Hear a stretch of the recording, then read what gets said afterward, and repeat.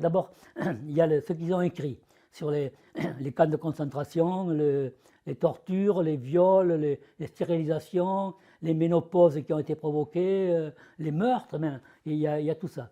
Ce sont des choses que raconte Adrian Zenz, dont on parlera peut-être tout à l'heure, pour dire qui il est. C'est important de savoir qui il est, mais qui n'ont pas le moindre début de commencement d'une preuve.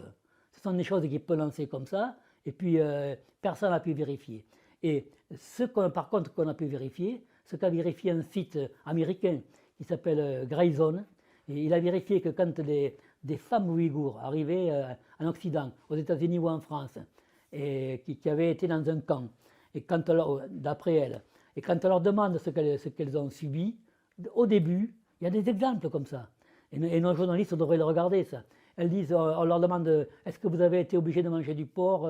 Non, non, non, pas du tout. Est-ce que la nourriture n'était pas très abondante, mais on n'a pas mangé de porc? Est-ce que vous avez été battu? Non, non, on n'a pas été maltraité. Est-ce que vous avez été violé? Non, pas du tout, pas du tout. Et puis, quelques mois après, elles ont été prises en main par des organisations anti-chinoises, et le discours est tout à fait différent. Oui, j'ai été violé, puis elle pleure, j'ai été violé, j'ai été battu, on m'a obligé à manger du porc, j'ai été torturé, j'ai été stérilisé. Voilà, donc si ces témoins-là, il faudrait quand même les comparer et les confronter à des gens, suivre un petit peu leur itinéraire, voir qui sont ces témoins, d'où ils viennent, voir qui c'est. Et ça, on ne le fait pas. Quand moi, j'ai vu sur les chaînes de télévision françaises des Ouïghours qui viennent et qui pleurent, qui racontent ce que vous venez de me dire, violés, torturés, battus.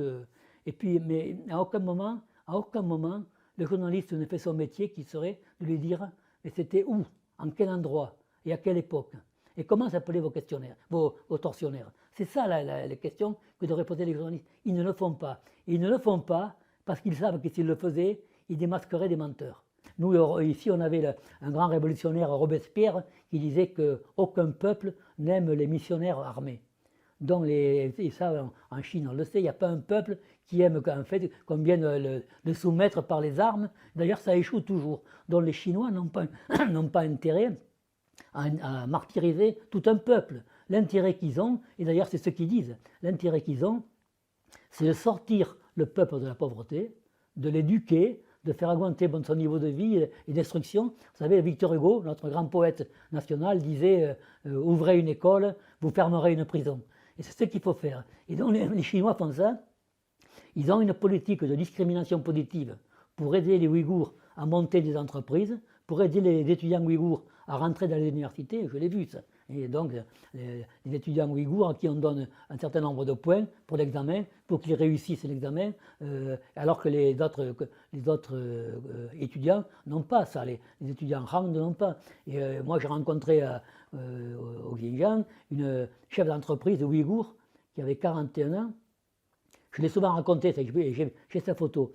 Elle nous a raconté quand elle était dans un village, et puis le gouvernement chinois l'a aidé à monter une entreprise de confection de survêtements. Elle a monté ça, et puis au bout d'un moment, elle avait 80 employés villageoises. Donc elle avait donné du travail à tous les villages. Et le village s'enrichissait. Elle était chef, et avec son salaire de patronne de l'entreprise, et avec une bourse que son fils avait reçue, elle avait envoyé son fils faire des études à l'étranger. Mais c'était tout à fait inespéré pour elle, ça. Et ça, c'est pas un génocide, ça, c'est pas dire qu'on veut opprimer un peuple.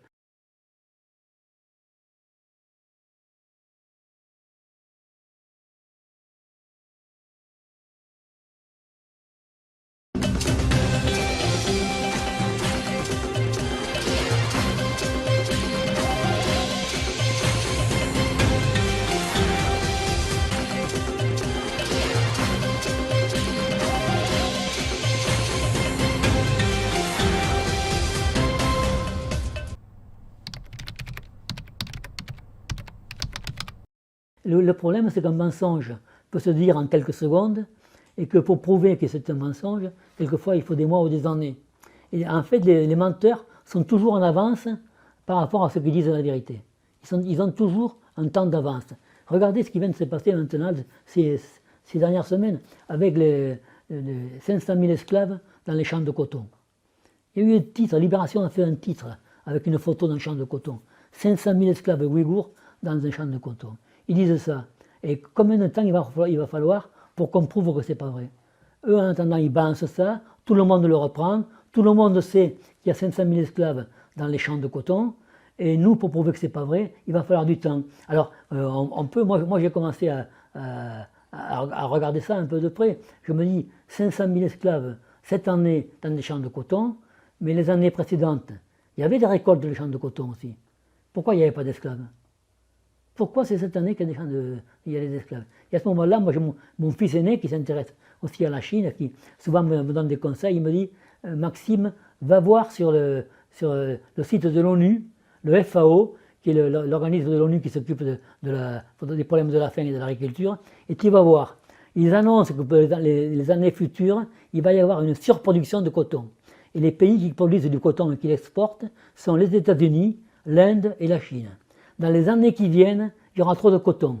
Si on empêche la Chine d'exporter le sien, parce qu'on ne veut pas acheter du coton, des habits faits avec du coton fabriqué par les esclaves, ça laisse le champ libre pour les États-Unis. C'est comme ça que ça marche. Il faut toujours chercher à qui profite le crime. Et là, cet exemple des champs de coton, il suffit d'aller voir sur le site de l'ONU. Moi, je n'invente pas ça. Et vous allez voir, vous allez le constater. En fait, bientôt, il va y avoir trop de coton.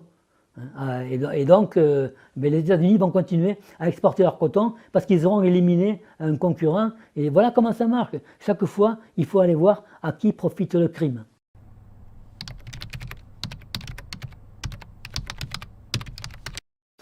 En fait, il faut bien comprendre que dans les médias occidentaux, on parle, nous ici, de l'Europe, de l'Union européenne.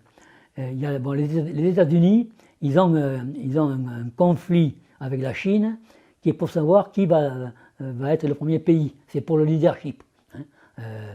Trump disait America first et Biden dit les États-Unis sont prêts pour diriger le monde.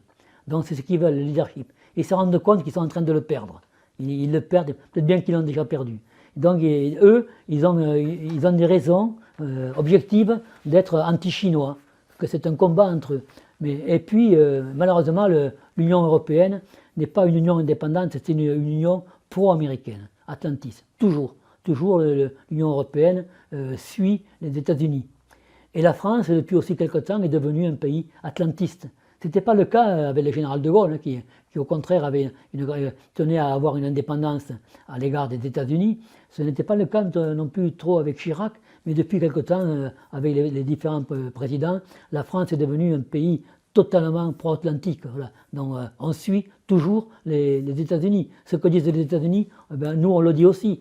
Regardez, j'ai fait une diversion sur ce qui s'est passé au Venezuela, où quand Juan Guaido, un homme politique, s'est proclamé président par intérim du Venezuela, alors qu'il n'avait même pas été candidat à l'élection présidentielle. Les États-Unis ont dit, oui, c'est lui le président du Venezuela, la France l'a reçu, l'Europe l'a reçu aussi, comme un chef d'État. C'est incroyable, alors qu'il avait en fait un simple député qui s'était proclamé. Donc la France et l'Europe suivent les directives des États-Unis. Les États-Unis disent génocide, l'Europe dit génocide. Les États-Unis disent champ de coton esclave, on le dit aussi. Donc il y a cette soumission qui fait que les médias en France appartiennent à 9 milliardaires qui sont des milliardaires pro-américains. Donc il ne faut pas attendre grand-chose d'eux.